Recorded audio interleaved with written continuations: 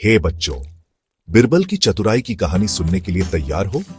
चलो सम्राट अकबर और उनके होशियार सलाहकार बीरबल की दुनिया में चलते हैं। तो बीरबल अपनी अक्लमंदी और तेज दिमाग के लिए फेमस थे। अकबर बादशाह भी उनसे बहुत इंप्रेस थे। एक दिन एक पेचीदा समस्या आ गई। एक व्यापारी अकबर के दरबार में आया और शिकायत करने लगा, महाराज, मेरी तिजोरी से सोने के सिक्के चोरी हो गए हैं। जरूर मेरे नौकरों में से ही कोई चोर होगा, पर मैं समझ नहीं पा रहा हूं कि चोर कौन है। कृपया मेरी मदद कीजिए। अकबर ने तुरंत बीरबल को बुलाया और कहा, बीरबल, हमें इस चोर को पकड़ना होगा, कुछ कर सकते हो? बीरबल मुस्कुराए और बोले, महाराज, मुझे इस केस को हैंडल करने का मौका दीजिए, मैं चोर को जल्द ही पकड़ लूंगा। अब देखिए बीरबल का चालाक प्लान। उन्होंने व्यापारी के सभी नौकरों को बुलाया और हर एक को एक लकड़ी दी। बीरबल ने कहा, यह एक जादुई लकड़ी है, कल सुबह तक चोर की लकड़ी 1 इंच लंबी हो जाएगी। नौकर डर गए और अपनी लकड़ियां लेकर घर चले गए। अगले दिन सभी नौकर अपनी लकड़ियों के साथ दरबार में वापस आ गए।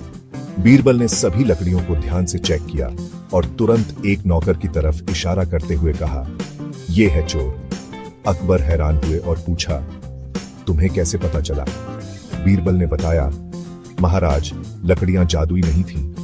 मैंने बस ये कहा था कि चोर की लकड़ी बढ़ जाएगी। दरअसल चोर डर गया कि उसकी लकड़ी बढ़ जाएगी, इसलिए उसने रात में अपनी लकड़ी का थोड़ा सा हिस्सा काट दिया। और हुआ भी यही।